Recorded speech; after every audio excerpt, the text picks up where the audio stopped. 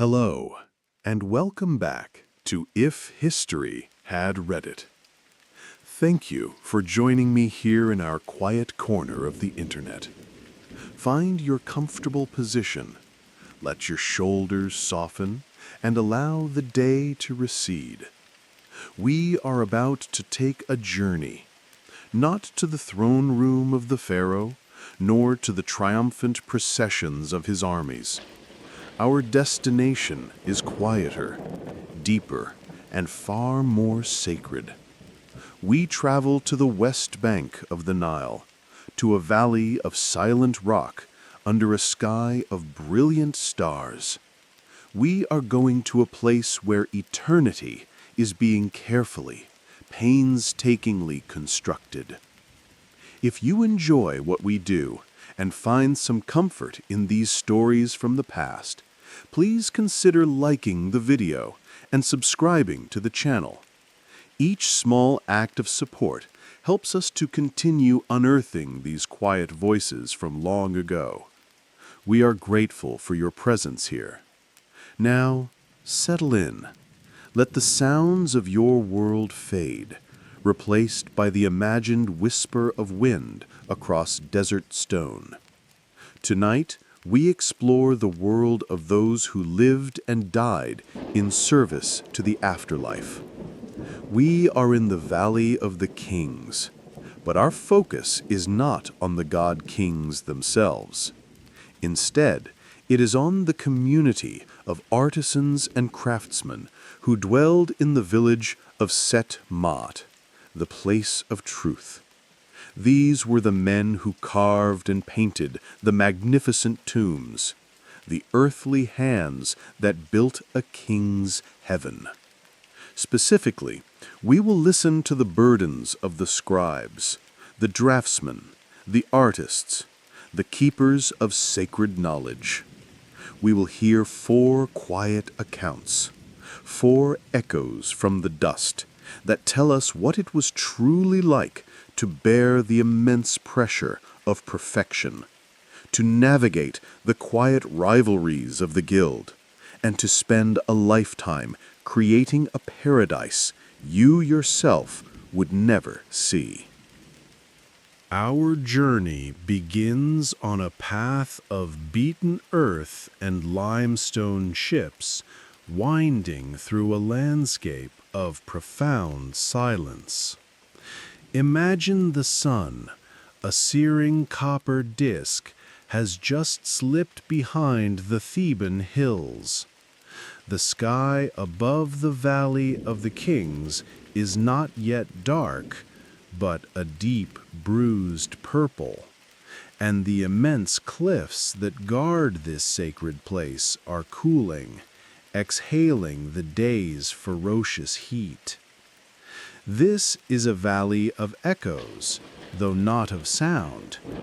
It is a place that echoes with purpose, with the immense unspoken weight of eternity.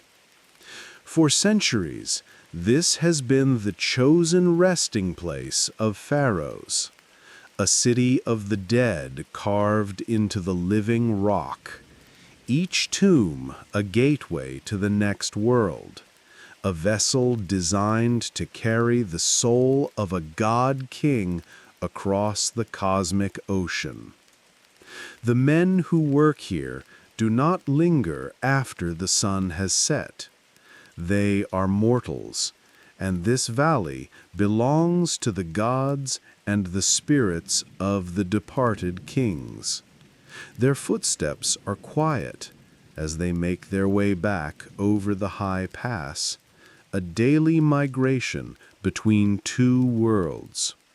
One world is the silent, sacred realm of their work, the Ta-Iset Ma'at, the place of truth. The other is their home, a village nestled in a small protected basin on the other side of the ridge, a place known by the same name. It is here, in the village of Set Ma'at, that the tomb builders live. This is not a grand city. It is a compact, walled community of remarkable, specialized individuals. The houses are modest, built of mud brick and stone, clustered together along narrow, winding alleys. As evening settles, the sounds of life return to the craftsmen. The murmur of conversation, the cry of a child, the rhythmic thump of a woman grinding grain for the evening meal. The air, thick with the scent of wood smoke from cooking fires and the ever-present aroma of dust and dry earth, is the scent of home. These men, the quarrymen who cut the rock, the plasterers who smoothed the walls, the sculptors who carved the reliefs, and the artists who painted them, were not slaves. They were elite, state-sponsored artisans possessing skills passed down through generations. Their wages were paid in grain, fish, and beer, and their lives, while demanding, were of a status far above that of a common farmer. They were the pademu, the men of the tomb, and their collective purpose was the single most important project in the kingdom, ensuring the pharaoh's successful journey into the afterlife. Within this skilled community, the scribes held a unique position. They were the literate, the keepers of the sacred forms. Their work was not merely art, it was magic. Every hieroglyph was a vessel of power, every depicted scene a spell to protect and guide the deceased. A scribe did not just paint a picture of the goddess Isis. He invoked her presence. He did not just write a name. He gave it eternal life. Theirs was a burden of intellectual and spiritual precision. Among them tonight is a young man named Pentu. He is not yet a master, but his hand is steady, and his eye is exceptionally sharp. His reputation within the guild is one of meticulousness, a quiet intensity that some of his more boisterous colleagues mistake for arrogance. But it is not arrogance, it is the pure, distilled pressure of his role. Pentu is a sesh kredut, an outline scribe. He is a draftsman of the divine. He does not apply the brilliant final colors. His work comes much earlier, and in many ways it is more critical. He is the one who transforms a blank plastered wall into a perfectly proportioned canvas for the sacred narrative. Pentu, however, is not in the village with his family. While his peers make their way home, he remains behind, granted special permission by the overseer to work late. A flickering oil lamp is his only companion, its small flame pushing back against an immense, encroaching darkness. He is deep within the earth, in the newest tomb, a project of such importance that work continues almost without pause. The air in here is cool and still, heavy with the clean mineral scent of freshly cut limestone, and the fine chalky powder of the plaster that coats the walls. The silence is absolute, a physical presence that presses in on the ears. It is a silence that belongs to the bedrock of the world, a quiet that has existed for millennia and will remain long after he and the Pharaoh he serves have turned to dust.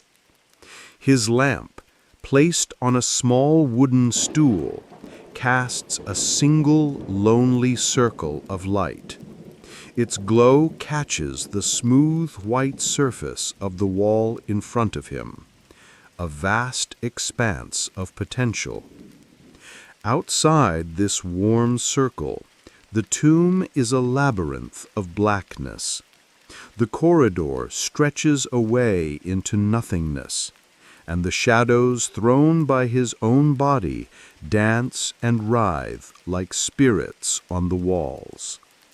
For another man, this might be a place of fear, but for Pentu, it is a sanctuary of focus. Here, there are no distractions. There is only the wall, the lamp, and the task.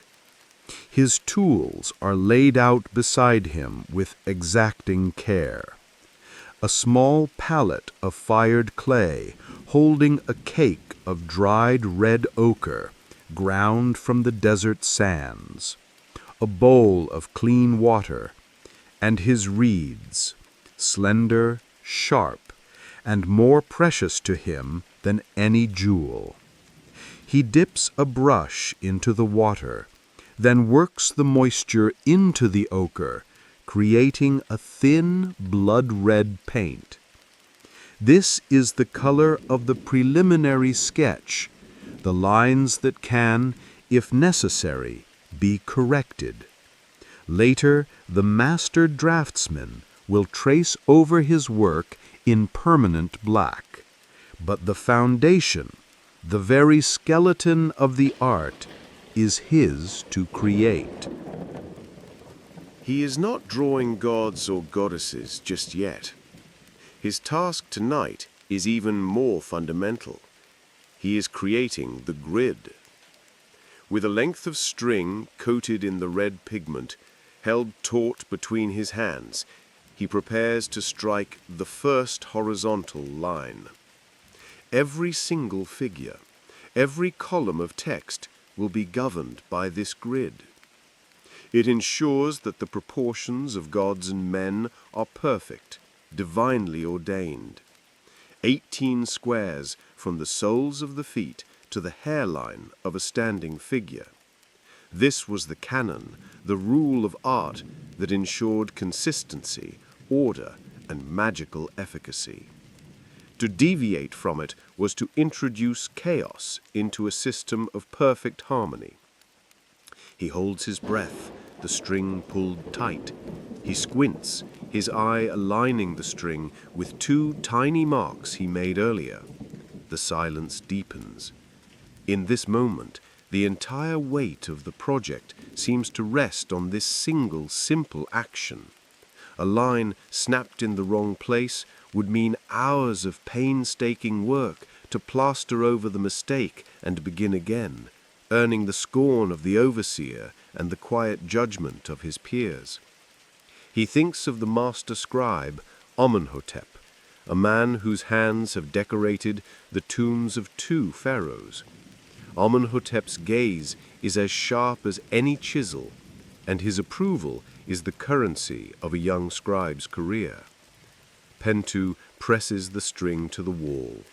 A sharp snap echoes in the chamber, shockingly loud in the profound quiet. He pulls the string away, and a perfectly straight red line now bisects the white plaster. It is flawless. He lets out his breath slowly, the tension in his shoulders easing just a fraction. He repeats the process again and again, his movements economical and precise. A vertical line, then another horizontal. Slowly, painstakingly, a delicate web of red squares begins to cover the wall, a net to capture eternity. This is the rhythm of his life, a constant struggle for an unattainable perfection, played out in the silent, waiting dark, deep beneath the sleeping desert. It is in this state of intense, lonely focus that our record begins.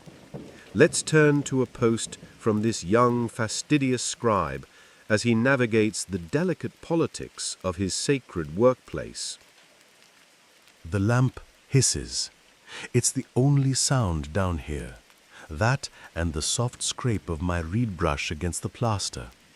The air is cool on my skin, but I feel a line of sweat run down my back. It's the focus. It's the weight of the wall. I finished the grid an hour ago. Every line is straight. Every square is perfect. I checked them all 3 times. The red ochre is like a faint blush on the white wall, a promise of what is to come. Now I am sketching the figures. This is my true work, the outlines. My hand must be steady. My lines must flow. I am drawing a scene from the Book of the Dead, the weighing of the heart. I have practiced these shapes since I was a boy. The jackal head of Anubis, the lean body of Thoth with his ibis beak, the scales perfectly balanced. Each line has to be right. It is not just a picture.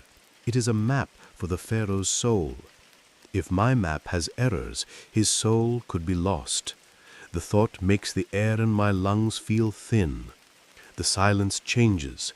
I don't hear it at first. I feel it, a shift in the weight of the air. Then the sound, the soft slap of leather sandals on the stone floor far down the corridor. The sound is slow, deliberate. It is him. It is the master scribe, Amenhotep. My stomach tightens. I keep my eyes on the wall, pretending to be lost in my work. My hand feels clumsy now. The reed feels heavy. His shadow falls over me before he even speaks. It swallows the lamplight. I can smell the expensive perfume in his linen kilt, a scent of cedar and myrrh, the smell of authority.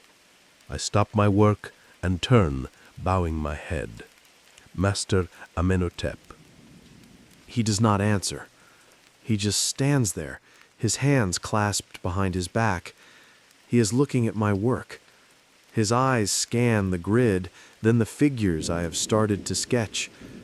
The silence stretches out. My heart is a frantic bird beating against my ribs. He is a legend. They say he learned his craft from the scribe who painted for the great queen, Hatshepsut. His father and his father's father were tomb scribes. To have him inspect my work is an honor. It is also terrifying. He makes a low sound in his throat, a grunt. It could be approval. It could be disgust. With him, you can never be sure. He steps closer to the wall, his finger tracing the air just above the plaster. He is looking at an empty space where a column of text will go. He turns to me. His eyes are dark and hard to read. "Here," he says. His voice is raspy, like stones grinding together. "You will write the invocation to the one who opens the ways. Use the oldest characters for respect." He is talking about the god Wepwawet. I know the passage he means. It is a powerful prayer. I nod. "Yes, master." I dip my reed in the black ink. I see the hieroglyphs in my head. The standing wolf, the sacred mace. Simple, powerful. But as I picture the spelling of the god's name, the way Amenhotep said it, something feels wrong. He used the old form, yes, but he implied a determinative sign, the small final symbol that defines the word that is no longer used for this prayer. It is not wrong exactly. It is just imprecise. Our teachers at the scriptorium taught us that for this specific passage in the Book of the Dead, a newer, more specific sign should be used to give the spell its full power. The old sign is for statues and temples, not for the delicate magic of the soul's journey. My hand freezes an inch from the wall. My mind is a sandstorm. What do I do? He is the master scribe. His word is law in this tomb. He told me to write it that way. If I do as he says, no one can blame me. I am just a junior scribe following orders. My career will be safe. Amenhotep will see me as obedient. That is a good thing, a very good thing. To question him? It is unthinkable. He could have me removed from the tomb works. I could be sent to quarry stone in the desert. My family would be shamed. All for a tiny symbol. No one but another scribe would even notice. But the wall doesn't care about my career. The wall is for the pharaoh, for his eternity. The magic must be perfect. This is not a tax ledger or a merchant's bill. This is the path to the field of reeds.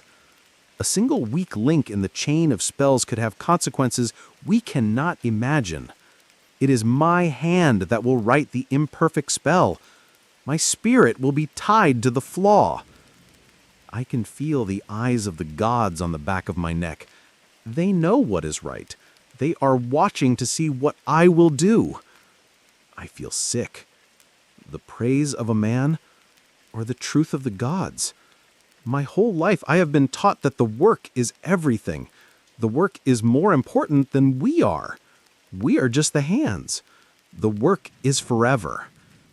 I take a breath. The air tastes like dust. Master, I say. My voice is a small, trembling thing in the huge silence. Master Amenhotep, forgive my ignorance. He turns his head slowly. His eyes narrow. I am a student of your craft, I continue, my words rushing out now. I only wish for perfect understanding. For the divine name of Wepwawet in this passage, the scribes of the House of Life recently taught that the sign of the sacred standard should be used to enhance the power of opening the way. Is the older form still commanded for the king? I said it. The words hang in the air between us. The lamp flame flickers, casting strange, dancing shapes on his face. He does not speak for a long time. He just looks at me. It is not an angry look. It is worse. It is a look of cold, immense disappointment, as if I am a tool that is just broken in his hand. He holds out his hand. He does not ask for my brush. He just holds his hand out. I place the reed in his palm. My fingers are clumsy. He steps to the wall. With a few swift, perfect strokes, he draws the hieroglyph for the god's name. He uses the newer sign, the one I suggested. He doesn't look at it. He doesn't look at me. He hands the reed back to me, our fingers brushing for a second. His skin is cold. Then he turns and walks away. The sound of his sandals fades down the corridor until the silence rushes back in, heavier than before.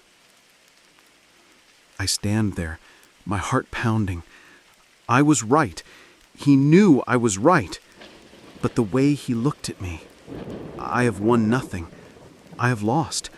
I have shamed him. I saved the spell, but I have made an enemy, a powerful one. The next day, the chill is everywhere. When I enter the workshop to collect my rations, the usual chatter stops. The other scribes look down at their pallets when I approach. My friend Beck, who usually shares his bread with me, is suddenly very busy organizing his pigments. No one will meet my eye. They know. Amenhotep has not said a word, but his silence is a condemnation. I am the boy who corrected the master. I am an arrogant fool. I am an outcast. So I ask you, strangers on this forum, I did what I thought was right for the sacred work. I protected the pharaoh's journey, but I have ruined my place in the world of the living. Am I the asshole for choosing the gods over a man? Pentu's question hangs in the silent air of the tomb, a query that echoes far beyond the confines of his own personal dilemma. It is a poignant illustration of a conflict that lies at the very heart of such a monumental and sacred undertaking. On one hand, there is the immense, unbreachable weight of hierarchy and tradition. Master Scribe Amenhotep is not just a superior. He is a living vessel of ancestral knowledge, a figure whose authority is as solid and unquestionable as the stone walls of the valley itself. To challenge him, even with the utmost deference, is to challenge the established order, a system built on respect for one's elders and masters. It is an act of profound social disruption, and, as Pentu discovered, the consequences are felt not in loud reprimands, but in the chilling quiet of communal disapproval.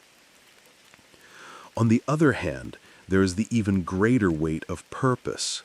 The tomb was not a mere construction project.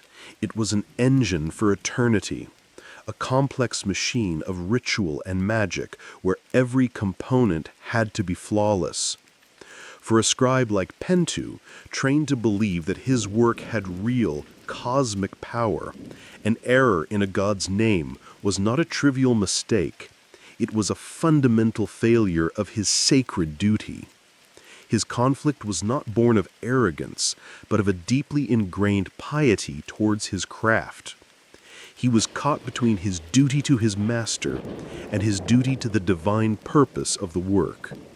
And the records left behind by the real inhabitants of Dia el Medina show us that such disputes over work, payment, and protocol were a very real part of their lives. In Pentu's quiet act of courage, we see the conscience of the craftsman at war with the structure of his society. He upheld the integrity of the magic, but in doing so, he fractured the social harmony that was, in its own way, just as important to the ancient Egyptian worldview. He ensured the perfection of a single hieroglyph, but may have compromised his own future ability to create more. His work, the delicate and precise outline, forms the skeleton of the tomb's beauty. But a skeleton must be given flesh. Once the outlines were confirmed and inked in permanent black, another specialist with a different set of skills and a different set of anxieties would approach the wall. The next stage belongs to the bearers of color, the men who would transform the stark black and white drawings into a vibrant paradise. Their task was one of alchemy and immense expense, for the colors they used were a gift from the gods, ground from the very earth. Let us now turn our attention to one of them, an apprentice entrusted with a substance more valuable than gold. The tomb, in its state of pure linework, is a body waiting for a soul. The black ink, so stark against the white plaster, has defined the forms of gods and the shape of prayers, but it is a silent, sleeping world. To the ancient Egyptian mind, it was color that brought life. Color was the flesh, the breath, and the spirit of the image. The application of paint was not decoration. It was an act of incarnation, the final and most vital step in making the tomb a functioning vessel for the eternal journey. Each color was a word in a divine language, holding a universe of meaning within its hue. Black, the color Pentu used for his outlines, was not a symbol of death, but of life. It was Chem, the color of the rich, fertile silt left behind by the Nile's annual flood, the soil from which all life in Egypt sprang. It was the color of Osiris, lord of the underworld, who represented not an end, but the promise of resurrection and rebirth.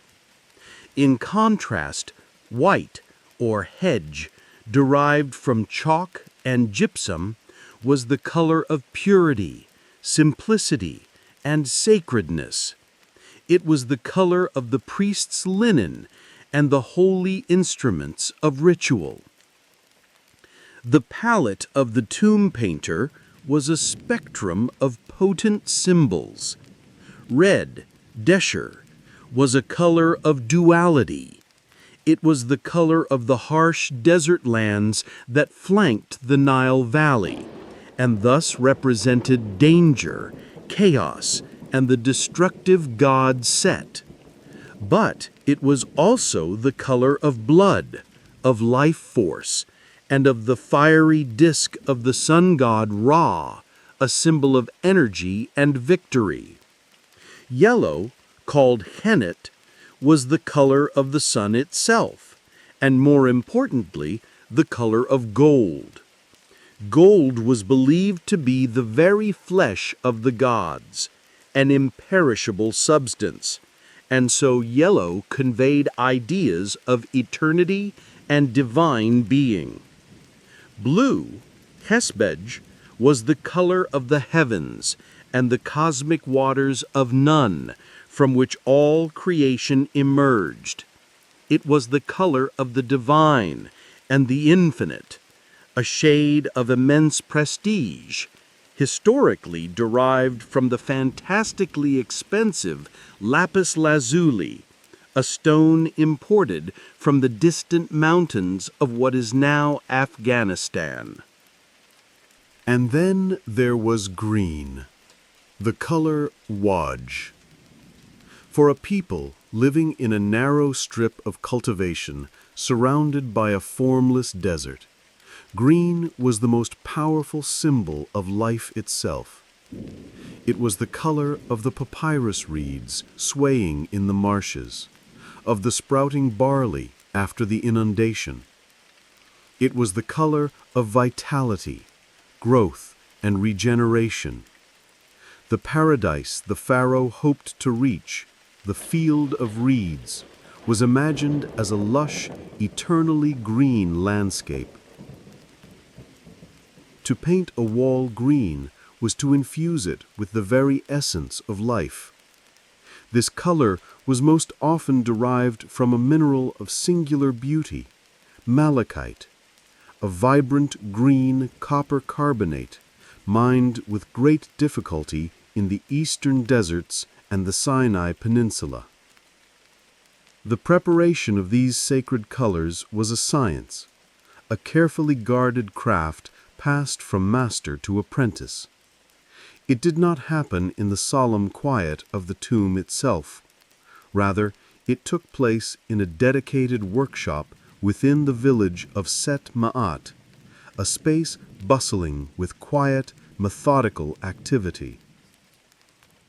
Here, under the watchful eye of a figure one might call the overseer of colors, the raw materials of eternity were processed. The air would be thick with fine colored dust, and the rhythmic sound of grinding would form a constant, percussive backdrop to the day's work. Heavy stone pestles would rise and fall, crushing minerals on slate pallets in a repetitive, almost meditative motion. The value of the materials being handled cannot be overstated.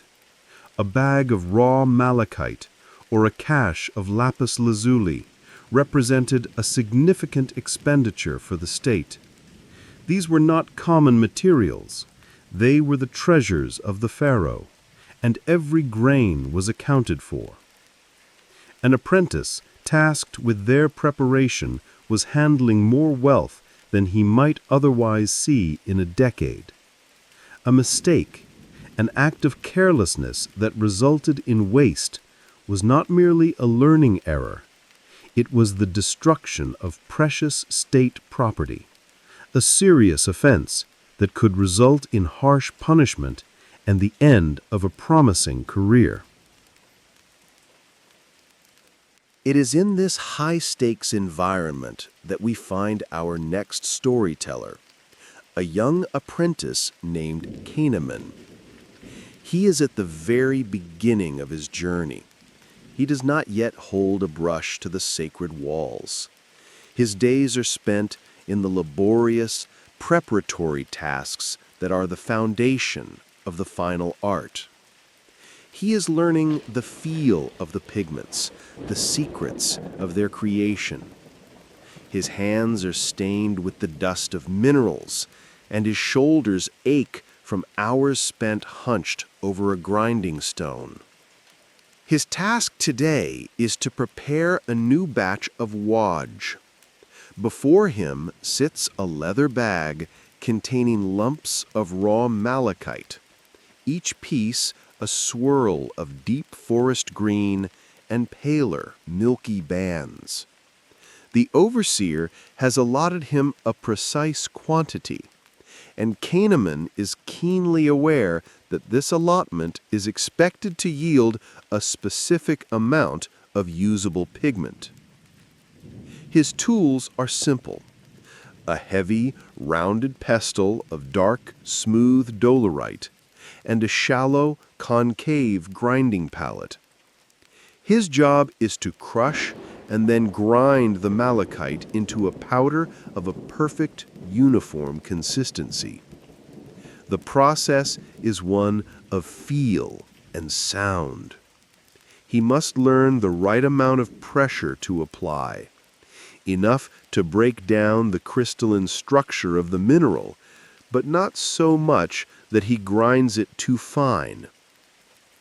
Herein lies the subtle alchemy of the task. If the grains of powder are too coarse, the paint will be gritty and difficult to apply. But if, in his eagerness to create a smooth texture, he grinds the powder too fine, the individual facets of the crystals are destroyed. The color loses its refractive quality, its inner light. The vibrant green becomes a pale, chalky, lifeless shade. Ruined. Useless for depicting the eternal fields of paradise. Kahneman works with the intense focus of a boy who knows he is being watched. He desires nothing more than to impress the overseer, to show that his hands are steady, his judgment sound. He dreams of the day when he will be the one to dip a fine reed brush into this very color and lay it carefully between the black outlines on a pharaoh's tomb wall. This ambition, this deep desire to prove his worth, is a fire within him. But it is a fire that can easily lead to ruin. Let us listen to his account, a story of youthful ambition and the devastating weight of a simple mistake. My shoulders burn. My arms feel like heavy stones. I have been at this grinding pallet since the sun rose. Around and around the pestle goes. The motion is part of me now. My shadow on the wall moves with me, around and around. The sound is a steady, crunching whisper. Shh, shh. It is the sound of rock turning to dust. But what a dust! It is the most beautiful green I have ever seen. Malachite, a gift from the mountains of Sinai. When the raw stones were given to me this morning, my heart was full. The other apprentices, Hori and Neb, they got red and yellow ochre. Common dust. Anyone can grind ochre. It is forgiving. The overseer, Passer, he gave the malachite to me. He looked at me, his eyes sharp, and said, "Do not fail this, Kahneman. This is for the walls of the antechamber." The antechamber, the first room the pharaoh's spirit will see. It must be a paradise of green, the color of new life, and I am the one making it. A feeling of pride swelled in my chest. I will make this the finest pigment Passer has ever seen. The smoothest, the most brilliant. He will see my work and know that I am ready. Ready to hold a brush. Ready to leave the grinding to the other boys. So I worked. I did not stop for midday bread. I did not stop for water. I just worked. I broke the larger stones first, the sharp crack echoing in the workshop. Then the slow work of grinding began. The other boys finished their ochre hours ago. They are outside now, talking in the shade, throwing stones. I can hear their laughter sometimes. I don't care. Their pigments will be coarse. Mine will be like silk. I remember my master's lesson. The color is in the crystal, Kahneman. You are not destroying the stone. You are revealing its spirit. Do not grind it to death. I thought I understood, but today the feeling was different. As the powder became finer and finer, I felt a kind of power in my arms. I could make it even better, even smoother. I closed my eyes and imagined the final paint. It would flow from the reed brush like water from the Nile. No grains, no clumps, just pure, perfect color. This vision drove me on. The sun was hot on my back through the workshop door. The pestle grew warm in my hand, around and around. I decided to add a little more binder than usual, a touch of acacia gum mixed with water, to make the powder into a fine paste as I ground. It would make it even smoother. I saw the deep green sludge forming on the palette. It looked so rich. I felt like a god creating the very substance of the fields of paradise. I pushed harder, my muscles screaming. Smoother, finer, perfect. Then I stopped. My work was done. I wiped the sweat from my brow with the back of my hand, leaving a green smear on my forehead. I carefully scraped every last bit of the precious green paste from the palette and into a small clay jar. I did it! I had made the perfect pigment. I held the jar, my hands trembling a little from the effort. It felt heavy, heavy with my ambition. I took it toward the light. My heart was beating fast. I wanted to see it shine. I held it up to the bright Egyptian sun, and my heart stopped. It was pale. A pale, sickly, chalky green. It looked like river scum. It had no depth, no brilliance. The vibrant soul of the malachite was gone. In its place was this weak, sad color. My breath caught in my throat.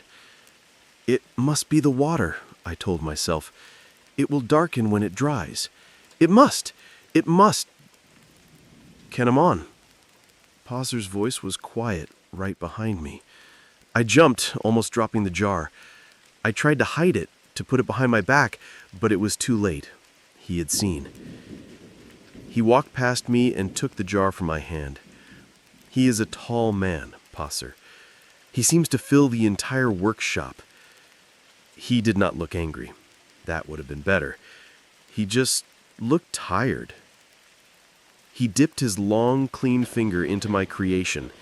He pulled it out, coated in the pale green paste. He rubbed it on the back of his other hand and studied it in the light.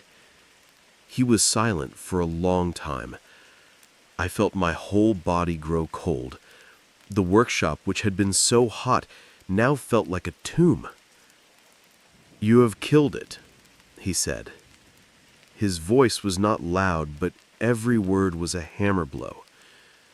"The color lives in the facets of the stone. It is like 1,000 tiny jewels. The light bounces between them. That is what makes it brilliant." He looked at me, his eyes full of a weary sadness. You have not ground the stone. You have ground the jewels into dust. There is no light left in it. He gestured to the empty leather bag and the grinding stone. "This is fit to paint a farmer's donkey cart," he said, his voice flat. "It will never touch the walls of the Pharaoh." Tears pricked my eyes. I could not speak. My throat was closed. Passer picked up a wooden board used for calculations. He took a piece of charcoal and began to write. Numbers. The sign for grain. The sign for fish. The sign for beer. He was calculating the price of the malachite I had destroyed. The number grew larger and larger. My mind could not comprehend it. He finished and held the board up for me to see. "This," he said, pointing to the final tally, "is the value of your ambition today.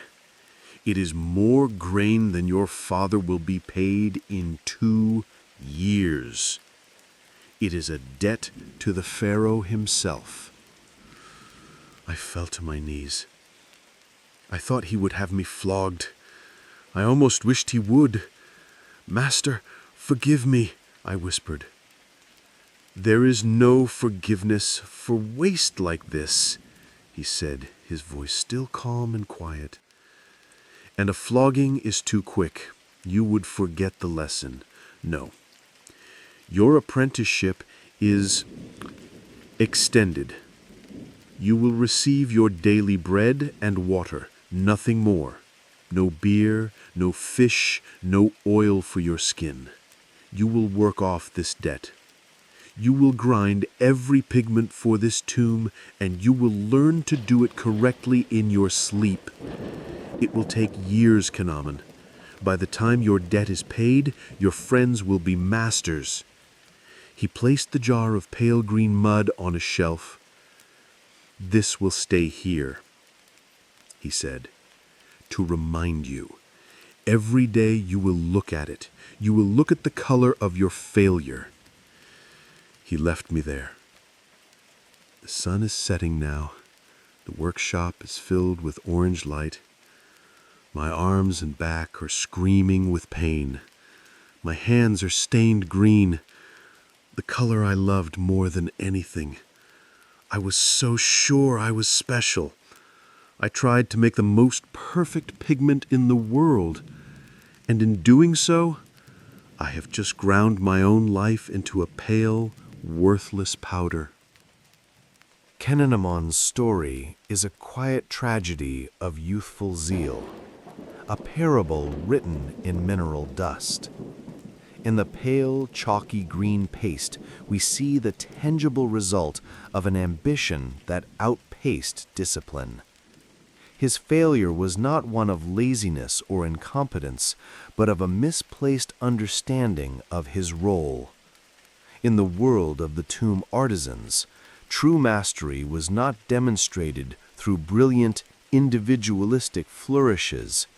It was found in reliability, in patience, and in the faithful execution of a process perfected over generations. Kenanamon tried to impose his own will upon the material, to force it to be smoother and finer than tradition dictated, and in doing so, he destroyed the very quality he was tasked with preserving. His tale vividly illustrates the immense economic pressures that underpinned this sacred work. The overseer's swift calculation of the debt was not an act of personal cruelty, but of bureaucratic necessity. The malachite was a state asset, a line item on the ledger controlled by the pharaoh's vizier. Its loss was a genuine financial blow, and the punishment meted out, a form of debt servitude, was a practical solution that both recovered the loss for the state and provided a long and unforgettable lesson for the apprentice. Kenanamon learned that the path to becoming a master scribe was not a race, but a slow, methodical journey, where the first and most important skill was listening to the material, not commanding it. His error was caught in the workshop, the pigment discarded before it could ever defile the sacred walls. This was a costly but contained mistake. But what happened when a flaw was not in the preparation, but in the final application? Imagine the layers of work now complete. The wall is plastered, the red grid snapped, the black outlines perfected by a scribe like Pentu, and the vibrant colors, correctly ground by a more careful apprentice, have been laid down. The section is finished, the scaffolding moved on. It is considered perfect, a sealed and sacred image. What happens if an error is discovered then? A mistake not of material, but of content. A flaw hiding in plain sight. This brings us to a different level of responsibility and a far more complex dilemma. The next role in our exploration is that of the inspector, the quality control scribe whose job it is to perform the final check. This is a position that requires a sharp eye, a deep knowledge of theology and text, and the moral fortitude to report a colleague's failure. Let us now move deeper into the tomb, to a chamber considered complete, and witness the silent discovery of a devastating mistake. The stages of creation we have witnessed so far, the skeletal outline and the vibrant flesh of color, are parts of a larger, meticulously managed process. The tomb was a symphony of specialized labor, and like any grand composition, it required a conductor to ensure every note was correct. More than a conductor, it required an auditor, a final, discerning eye to scan the finished work and pronounce it perfect, not just artistically, but theologically. For in the silent, finished chambers of a pharaoh's tomb, beauty was secondary to magical function. A misplaced brushstroke was regrettable, a misplaced hieroglyph was a potential cosmic catastrophe. Imagine a chamber now deemed complete. The last painters have cleaned their palettes and moved their scaffolds to another section of the tomb. The air, once thick with the dust of plaster and the scent of mineral pigments, has settled. The silence is profound. The scenes on the walls are now alive with brilliant color, a dazzling, static paradise. Here the pharaoh is depicted in eternal communion with the gods. He hunts in the green fields of the afterlife. He sits before a table piled high with everlasting offerings. He is embraced by Isis and led by Osiris. The chamber is no longer a work site. It has been transformed into a sacred space, a sealed vessel of divine energy, ritually potent and awaiting its royal occupant. It is into this hallowed quiet that our next figure steps. He is not here to create, but to verify. Let us call him Ipi. He is a senior scribe, a man whose youth is behind him, replaced by a deep, weary wisdom. His title might be translated as Scribe of Inspection. His role is the final, crucial checkpoint in this immense project. He is the guardian of accuracy, the last defense against human error. He carries no brushes and no pots of paint. His only tools are a lamp that casts a pool of warm, critical light, and a papyrus scroll containing the master copy of the texts and images that should adorn these walls. His task is to compare the two, to ensure that the physical reality of the tomb perfectly matches the divine blueprint. The pressure on a man like Ipi is of a different nature than that on Pentu or Kanaman. The mistakes he searches for are no longer simple to correct. To find an error at this stage is to announce a disaster. It means the work must be undone. Plaster would have to be painstakingly chiseled away from the limestone wall, a violent act in this serene space. New plaster would be mixed and applied and left to dry. Then a draftsman would have to return to recreate the grid and outlines. A painter would have to be recalled to match the colors. It is a cascade of failure, wasting weeks of labor and precious materials.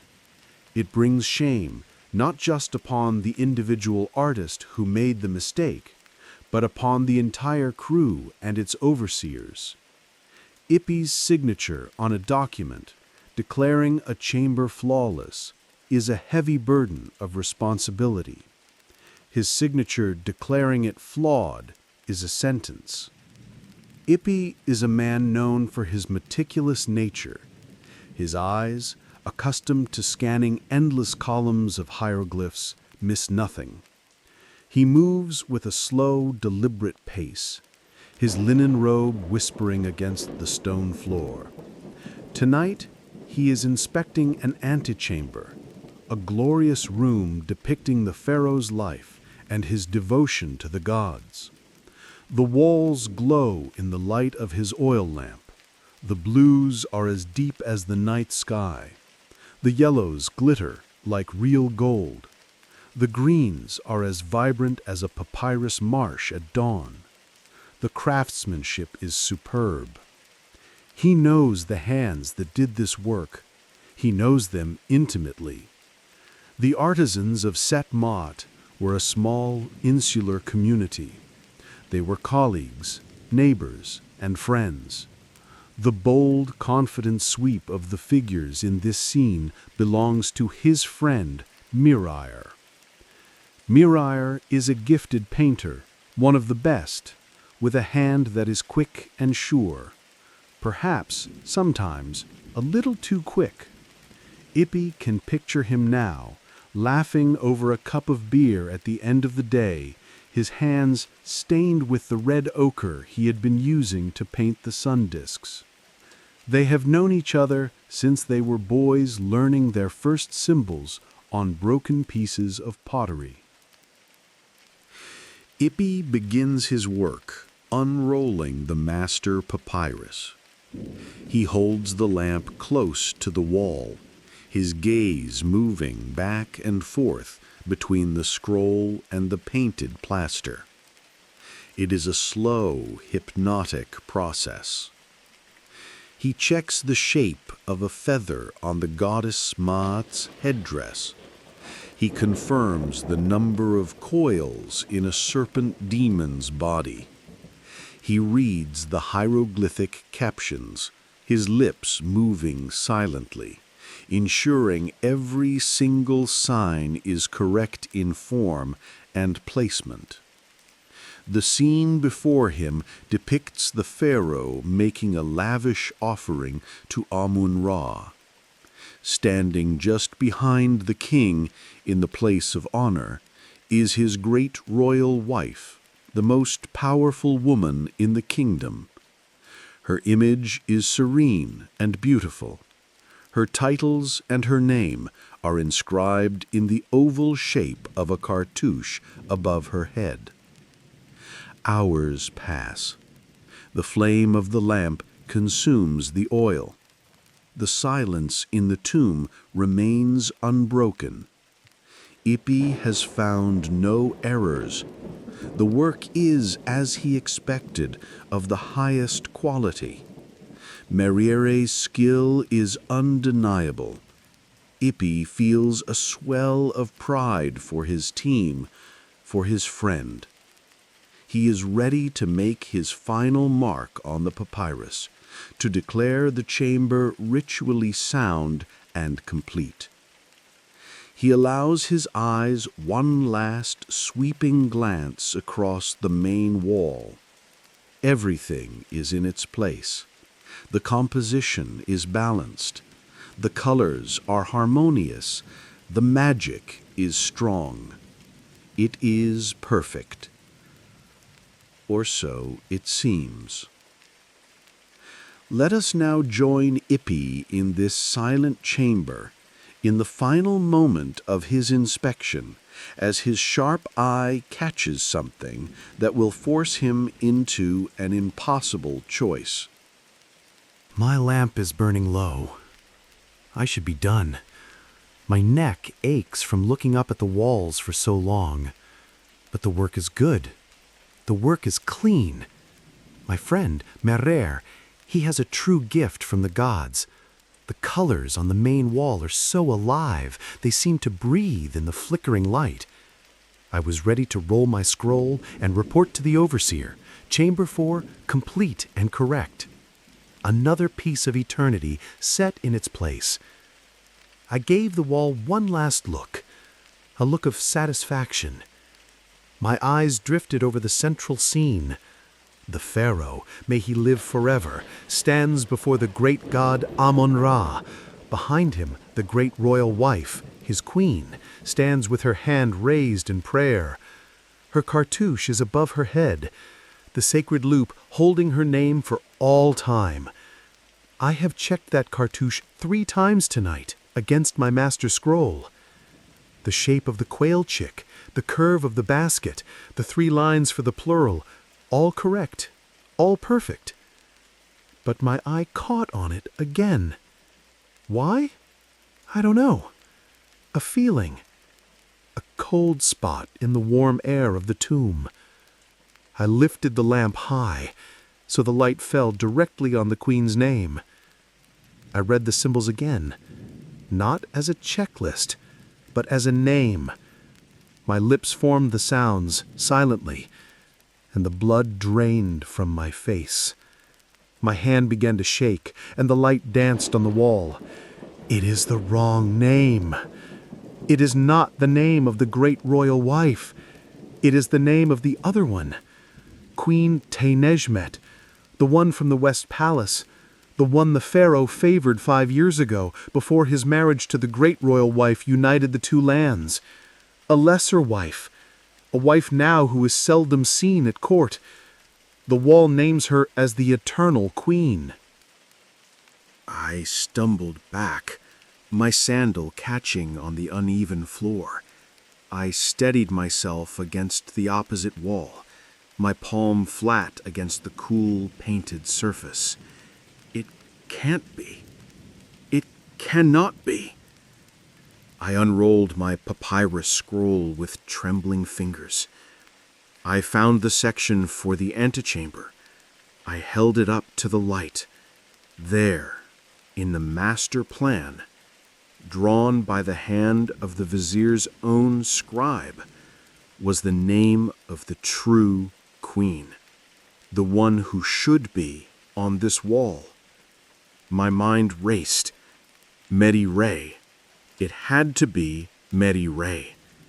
He is fast. His hand is so sure of itself. He painted the tomb of the old pharaoh, too. That pharaoh's queen, her name had similar signs. He must have worked from memory, his mind on the beer he would drink at the end of the day. He must have painted the wrong name without a second thought. And everyone else? The junior painters who filled in his outlines? The other scribes? They all trusted his work. No one checks the work of a master like Meri-Re. No one but me. That is my job. So now I have a choice. It is a choice between 2 kinds of ruin. First, I can do my duty. I can roll up my scroll, walk to the overseer's office, and report the error. I can see his face now. The anger, the disbelief. He will come to the tomb, he will see the name, he will curse. An inquiry will be held, the logs will be checked. Mary Ray's name is on the work order for this wall. There is no escape for him. What will they do to him? The shame will be the worst part. To have his work, his beautiful work, chiseled off the wall like a blemish. He will be a laughingstock. But it will be worse than that. Such an error, it is an insult to the Pharaoh, an insult to the gods, an insult to the great royal wife herself. He will be punished, flogged in front of the whole village, maybe. At the very least, he will be cast out from the tomb workers. He will lose his house, his rations, everything. He will have to beg for work carrying water or mixing mud for bricks. I think of his wife, Tia, who always has a kind word for me. I think of his son, little Horace, who runs to me in the street. To report this error is to destroy them. It is to take the food from their mouths. I would be the one doing it. My report, my words. I would be known as the man who ruined Marai, my friend. We learned to write together, scratching symbols in the dirt with a stick. Then there is the other path. I can say nothing. I can take my reed pen, dip it in the ink, and make the mark of approval on my scroll. I can roll it up and tell the overseer that the chamber is perfect. He will be pleased. Marai will never know how close he came to ruin. He will continue to be a great artist. His son will grow up fed and happy. My friend will still share his beer with me. No one on this earth will ever know. I am the last check. After my approval, this section will be closed off. But I will know. The gods will know. I will have knowingly, willingly allowed a lie to be sealed in stone for all of eternity. I will have cursed my king to be accompanied by the wrong woman in the afterlife. What could such an error do to his spirit? Could it cause strife in the field of reeds? Could it weaken the magic of the tomb? They tell us every detail matters. They tell us our work is what upholds the order of the cosmos. I would be a party to chaos. My own spirit would be stained. I am a scribe of inspection. My entire life, my entire identity is built on being precise, on being correct, on being the guardian of the truth in these sacred places. If I let this lie stand, what am I? I am a fraud. Every time I entered a temple, every offering I made, I would feel the weight of this deception. It would be a stone in my gut for the rest of my days. I am pacing now, back and forth in this silent, beautiful, flawed room. The painted eyes of the gods follow me from the walls. They do not give me answers. They only watch and wait. The pharaoh on the wall offers his bread to Amun-Ra, and the woman with the wrong name smiles her serene, eternal smile behind him. They are all waiting for me to decide. So I ask you, whoever reads this, what is the greater loyalty? Is it to my friend, a man of flesh and blood who will suffer in this life? Or is it to my king, to my gods, to the truth itself, a truth that will echo in the silent world of the dead long after we are all forgotten? One path destroys a man, the other destroys my soul. Which is the heavier price to pay? Ibby's choice is a crucible, one that burns away all but the essential core of a person's values. The silence of the tomb becomes a vessel for his conscience, amplifying the conflict between earthly loyalty and divine duty until it is deafening. His dilemma transcends the simple fear of a superior's wrath. It is a profound ethical query into the nature of truth itself. Does truth belong to the bonds of friendship and the fragile peace of a community, or does it belong to the gods and the unyielding permanence of stone? His situation reveals the sophisticated layers of management that governed these ancient projects. The role of an inspector implies a system that anticipated error, a workflow that built in checks and balances to protect the integrity of the final product. Yet it also reveals the limitations of any system when it collides with the complexities of human relationships. The thousands of inscribed limestone flakes, or ostraca, discovered at the real village of Set Mot paint a vivid picture of this reality. They are records of lives filled with legal disputes, attendance protests, and accusations of theft, all playing out within a close-knit community of colleagues and neighbors. Ippy's choice between reporting his friend or corrupting the sacred text is a dilemma that feels achingly real, because the evidence tells us these artisans were not automatons, but people enmeshed in a web of personal loyalties and professional obligations. To report the error is to uphold Mot, the fundamental principle of cosmic order, truth, and justice. The incorrectly named queen is a form of chaos, an untruth introduced into a space of absolute truth.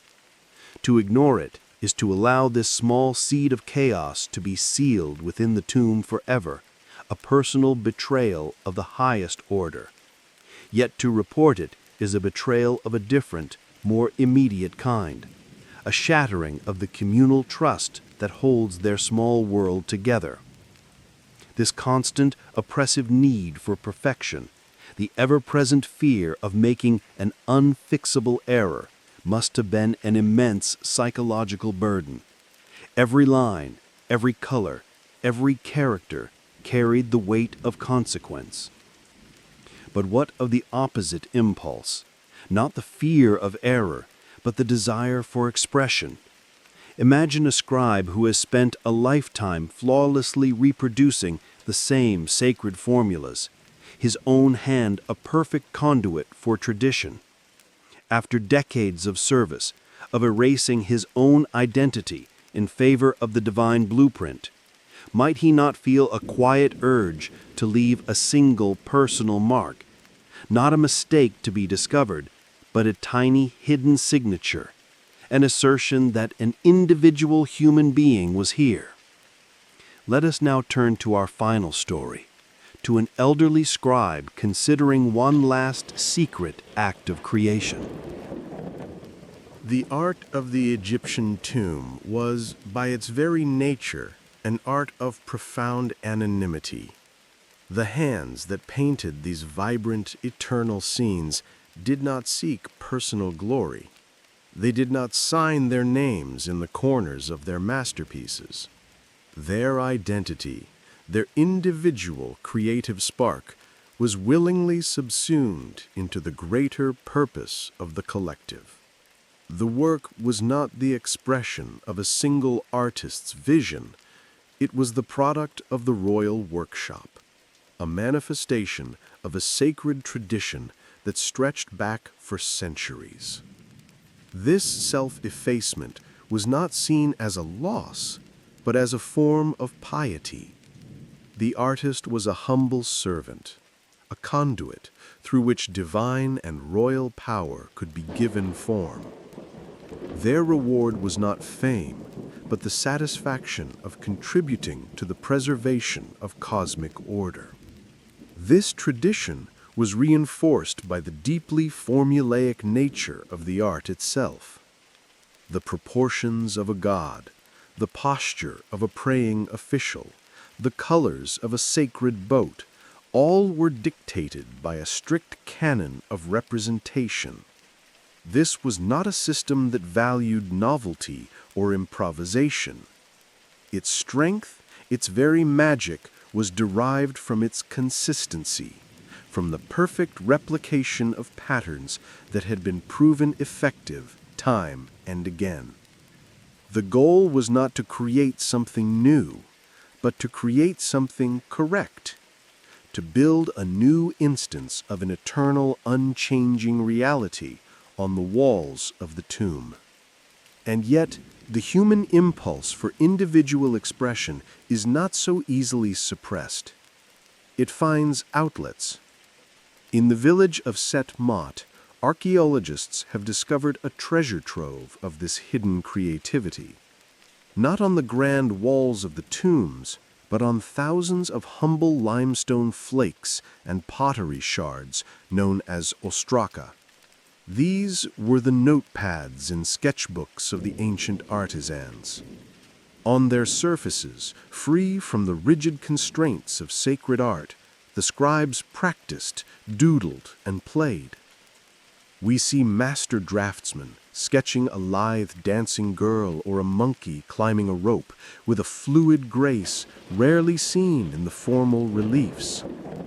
We find caricatures of their own overseers, satirical cartoons depicting cats serving mice at a banquet, and tender portraits of animals. These ostraka are a window into the souls of the artists, revealing their humor, their private interests, and the vibrant, individual skill that lay behind the mask of anonymous tradition. This brings us to our final account from a man who embodies that tradition more than anyone we have met tonight. His name is Horman, and he is a master scribe of great age and even greater renown within the guild. His career has spanned the reigns of 3 pharaohs.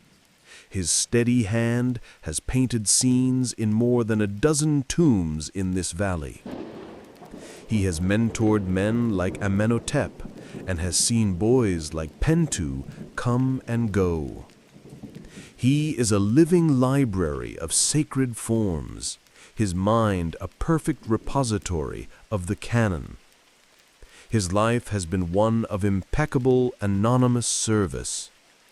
We find him not in a grand burial chamber, not before a wall destined to awe the funeral procession. His task today is a humble one, a sign of his impending retirement. He is working in a small subsidiary storage chamber, a room meant to hold symbolic offerings, tucked away deep in the tomb complex. The scene he is completing is minor, a depiction of servants from the pharaoh's estates bringing forth baskets of bread, jars of wine, and cuts of meat for the eternal sustenance of the king. It is a simple, repetitive scene, one he has painted countless times before. The space is cramped, the light from his single lamp is dim, and he works close to the floor, his old bones aching. As he works, his mind is not on the theological implications of the scene. His thoughts are turned inward, reflecting on a lifetime spent in these silent, dusty caverns of rock. He has dedicated his entire existence to crafting eternal paradises for his kings. He has painted countless images of them, ensuring their names will live forever. But his own name, Horman, will vanish. It is not written on any wall. It will fade from memory as surely as his own body will return to the dust. There is no bitterness in this thought, only a quiet, philosophical acceptance of his place in the grand order of things. He is the builder of the ship, not the captain who sails it into eternity. He is applying the final touches, a delicate white pattern on a linen basket, the dark stripes on a trussed gazelle. His brush moves with the slow, confident economy of long practice. and then, as he paints the marshy reeds at the very bottom of the scene, a quiet, whimsical thought enters his mind. It is an idea born not of piety or duty, but of a gentle human impulse. It is not an error like the one that tormented Ippy. It is a deliberate personal addition, a secret. Let us listen as this old master contemplates one final, tiny act of creation, a personal mark left for no one but the gods and the spirit of the king to see. My knees ache. The stone floor is cold, even through the reed mat I sit on. The lamp sputters beside me, and the smell of burning sesame oil is the only scent in this small, forgotten room. I am painting the reeds at the bottom of the world, a simple band of green and brown at the base of a long wall of offerings. My hand does not tremble, not yet, but it is slow, the work of an old man. The overseer, a boy young enough to be my grandson, gave me this task out of respect, a quiet corner to finish my service. This is the last wall I will ever paint. The thought does not make me sad, it just is, like the setting of the sun. My mind drifts. I have worked in this valley since I was a boy. I served the great Amenhotep, the second of his name. I painted the golden shrines of Tutankhamun when they brought him here in such haste. I painted the long, winding halls for Ramesses.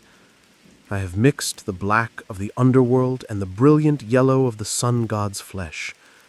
I have painted the 42 gods of the judgment hall so many times I could do it with my eyes closed. My work is on 1,000 cubits of wall in this holy valley, a forest of images planted by my own hand.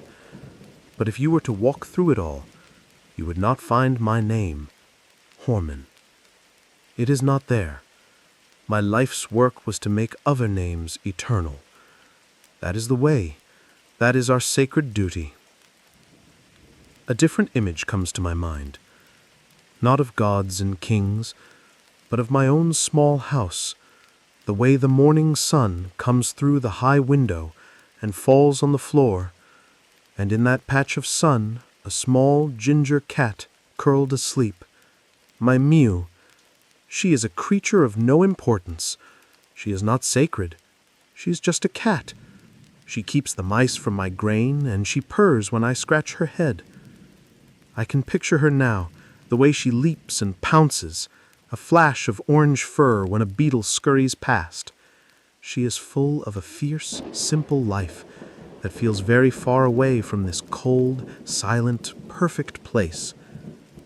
A smile touches my lips.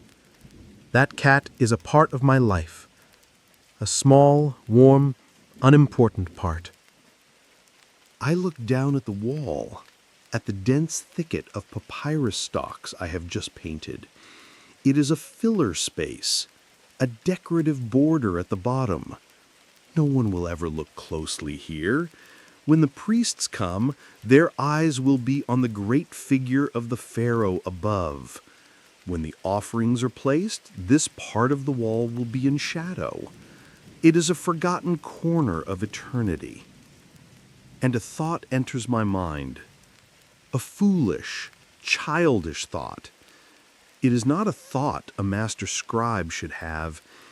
It is a whim. I could paint her, right here, at the bottom of the reeds. I could paint a tiny ginger cat, no bigger than the nail on my thumb. I could paint her chasing an even tinier mouse. It would be my own secret, hidden from every human eye, a small mark of my own world, tucked into the grand world of the king. Why? My mind asks itself. For what purpose? It is not in the master plan. It is not part of the sacred text. It is a lie. A tiny, insignificant lie, but a lie nonetheless. For 60 years, I have been a faithful servant to the formula. I have been a perfect anonymous tool. Why would I spoil that now with my last strokes? It is an act of pride, an old man's vanity. It is wrong. But another thought answers, who would it harm? The overseer will not see it. The vizier will not see it. It is so small it cannot possibly disrupt the great magic of the scene. It is just life. The life I have lived. Perhaps the gods, in their infinite wisdom, would not see it as an act of pride.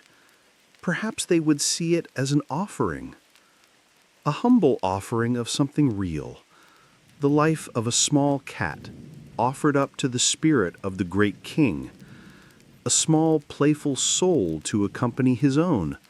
A reminder that even in the perfect fields of paradise, a mouse might still be chased. It is not pride, this other voice says. It is love. My heart is beating a little faster now. It feels like the first time I ever held a brush, a feeling of doing something forbidden, a feeling of creation. I look around. The chamber is empty. The corridor outside is silent. I am alone with the gods and the dead. I make my choice. I dip the very tip of my finest reed brush into the yellow ochre. I mix a tiny amount of red into it on my palette, the color of ginger fir.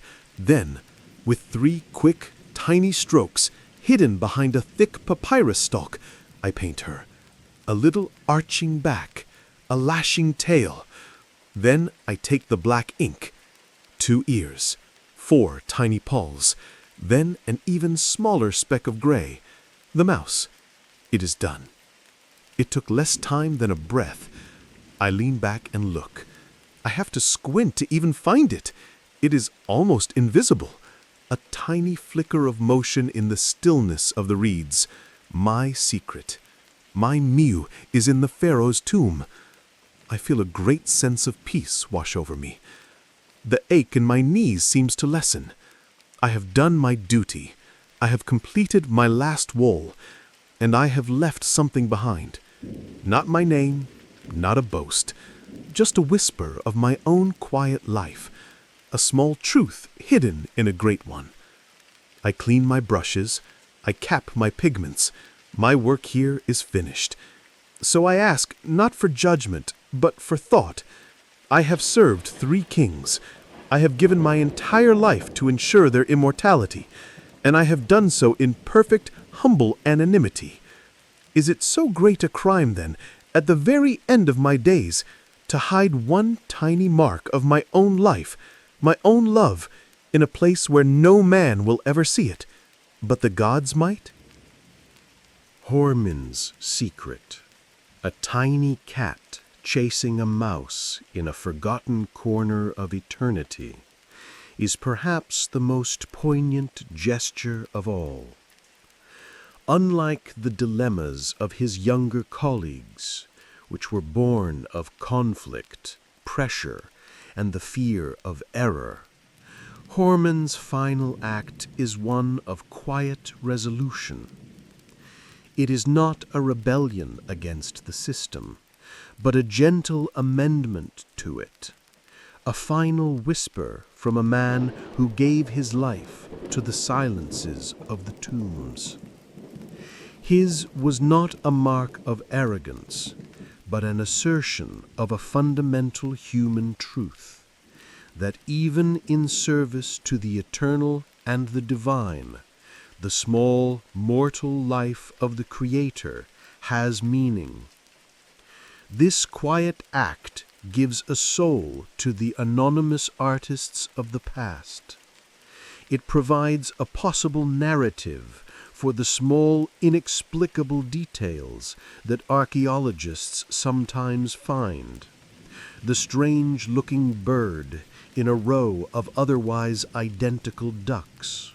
The unusual pattern on a sandal strap.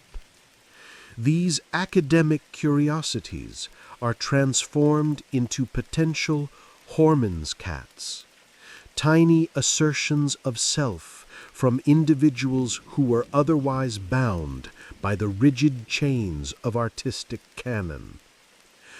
The doodles on the ostraka show us they had the impulse to create freely, and Horman's story offers a beautiful imaginative glimpse into how that same impulse might have found its most subtle expression in their official work. His choice represents the culmination of a lifetime of discipline. Having perfectly fulfilled his duty for decades, having mastered the pressures that plagued Pentu, the material costs that ruined Kenamon, and the moral quandaries that haunted Ippi, Horman had earned the wisdom to know the difference between a rule and its spirit.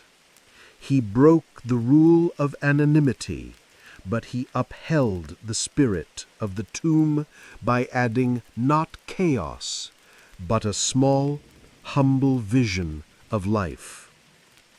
It was a secret shared only with his gods and his king, a final, personal offering from a faithful servant.